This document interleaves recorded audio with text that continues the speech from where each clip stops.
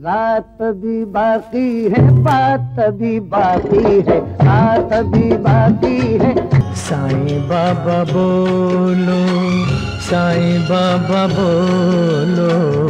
ले गई दिल मेरा मन चली, ले गई दिल मेरा मन चली। एक हमें आंख की लड़ाई मार गई, दूसरी यार की जुदा। दमादम मस्त कलंदर, दमादम मस्त कलंदर, दमादम मस्त कलंदर, दमादम। 60 से लेकर 90 के दशक तक कव्वाली जगत में इस्माइल आजाद, अजीज, नाजा और अन्य छोटे बड़े कव्वाली गायकों की तूती बजती थी। मुकेश और रफी जैसे दिग्गजों इतनी प्रसिद्धि उन्हें मिली नहीं, पर कलाकारी की बात की जाए तो वे उतने ही काबिल थे। आज हम ऐसे ही कव्वाल सिंगर की जानकारी देने वाले हैं। ले गई दिल मेरा मन चली, बाकी कुछ बचा तो महंगाई मार गई, रात अभी बाकी है। इन कव्वाली को आप सभी ने सुना है, पर इनको गाने वाले मशहूर गायक जानी बाबू कव्वाल की जानकारी शायद ही कोई रखता होगा। हिंदी माध्यमों के लिए अजीज नाजा की बायोग्राफी लेने वाला पहला चैनल हमारा था। यहाँ तक भक्ति गीतों के लिए मशहूर रह चुके गायक प्रहलाद शिंदे की वीडियो भी हमने ही बनाई थी। आज समय आ गया है कि दर्शकों को जानी बाबू कव्वाल से रूबरू करवाएं। नमस्कार, आदाब, सत श्री अकाल। हेलो दोस्तों, आप सुन रहे हैं रिशिता यानी मेरी आवाज, आपके अपने चैनल पर, जिसे कहते हैं biography and real life story. जानी बाबू का असली नाम जा मोहम्मद था। उनका जन्म 1935 को महाराष्ट्र के वर्धा जिले के हिंगणघाट शहर में हुआ था। बाकी कुछ मुस्लिम गायकों की तरह उनका बचपन कट्टर मुस्लिम तरीके से नहीं बीता था। अजीज नाजा के घर में संगीत को हराम समझा जाता था, परंतु जानी बाबू कव्वाल इस मामले में किस्मत वाले थे। उनके घर वालों ने उनका साथ दिया और एक महान सिंगर बनने के लिए पूरा प्रोत्साहित किया। उम्र के 10वें बरस में वे कव्वाली गायकों के कबीले में शामिल हो गए और वहां बाकी गायकों के बीच में तालीम लेने लगे। चंद महीने में ही जानी बाबू का सुर सही से लगने लगे। उस कबीले में उन्हें इतना पसंद किया जाने लगा कि सभी लोग उन्हें प्यार से मुन्ना पुकारने लगे थे। बाकी दर्शक भी ये देखकर हैरान हो जाते थे कि इतने ज्यादा उम्र के कव्वाल गायकों के बीच ये इतना छोटा बच्चा क्या कर रहा है। पढ़ाई करने की उम्र में वे काम करने लगे थे, परंतु कभी कभी वे स्कूल भी जाते थे। एक दिन स्कूल के किसी समारोह में जानी बाबू की मुलाकात होमी वाडिया से हुई। उस दौर में उनकी गिनती बड़े फिल्मकारों में होती थी। उन्हें जानी बाबू की आवाज अच्छी लगी और उन्होंने यकीन दिलाया कि एक दिन वे उनकी फिल्म में जानी बाबू से गवाएंगे। ये बात बोलकर होमी वाडिया वहाँ से निकल गए, परंतु जानी बाबू ने इस बात को हमेशा याद रखा। अगले 10 साल बीत जाने के बाद भी होमी वाडिया ने उन्हें अपनी फिल्म में काम दिया नहीं।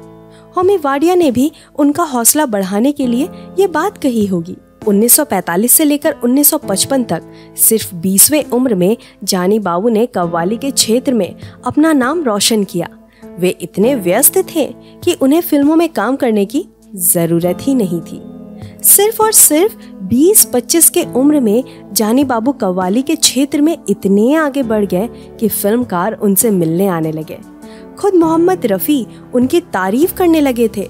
जब भी मुलाकात होती तब मोहम्मद रफी उन्हें अपने गले से लगा लेते और प्यार से मेरा मुन्ना कहते।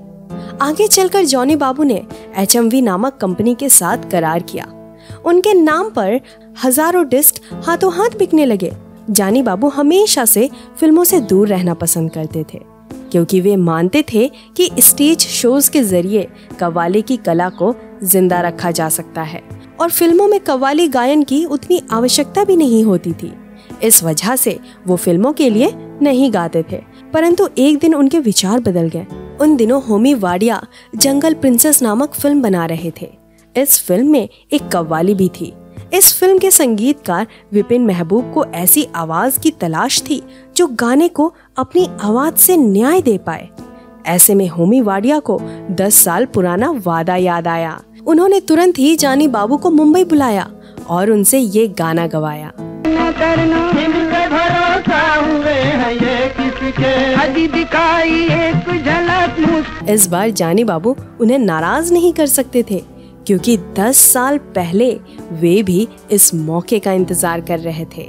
1958 में रिलीज हुई जंगल प्रिंसेस फिल्म की वो कव्वाली बहुत लोकप्रिय हुई, परंतु फिर भी जानी बाबू गिने चुने प्रोजेक्ट लेते थे। इसके बाद रोटी कपड़ा और मकान फिल्म में उन्हें पूरे देश में बहुत मशहूर किया। इस फिल्म का गाना बाकी कुछ बचा था तो महंगाई मार गई मैं खुद जानी बाबू को गाना गाते हुए दिखाया गया है। शायद पहली बार किसी बड़े फिल्मकार ने किसी कव्वाल सिंगर को फिल्म में गाना गाते हुए दिखाया था।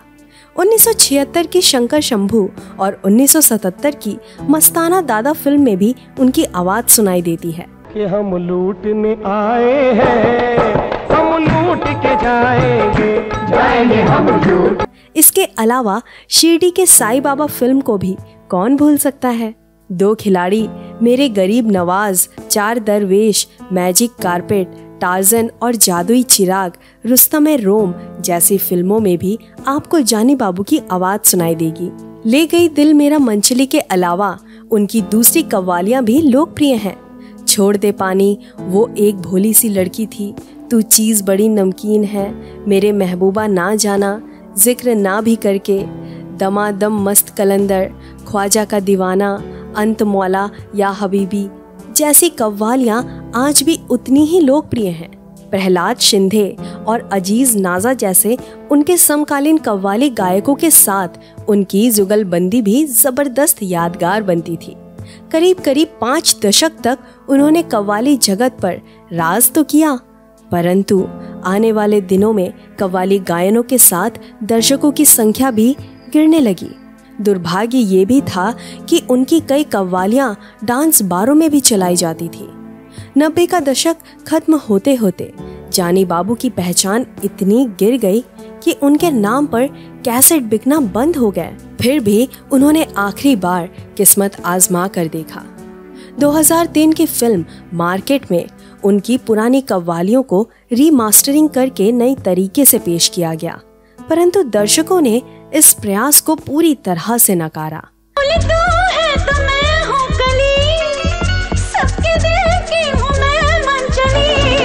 जानी बाबू ने 2 बार शादी की थी और उनकी दोनों पत्नियां एक साथ रहती थी। 5 बेटियां और 4 बेटों में से अकेले तलत जानी ऐसे व्यक्ति थे जिन्होंने 90 के दशक में कुछ फिल्मों का दिग्दर्शन किया। 50 साल तक जानी बाबू ने कव्वाली गायन कला को जीवित रखा। वे मानते थे कि बाकी गायन कलाओं की तरह कव्वाली का ताल्लुक भी क्लासिकल म्यूजिक से है। इस मस्त कलंदर गायक ने 28 जनवरी 2008 को आखिरी सांस ली। आज इंटरनेट पर जानी बाबू की कव्वाली तो मिल जाएगी, पर उन्हें याद करने वाले हमारे जैसा चैनल और आप जैसे दर्शक बिल्कुल नहीं मिलेंगे।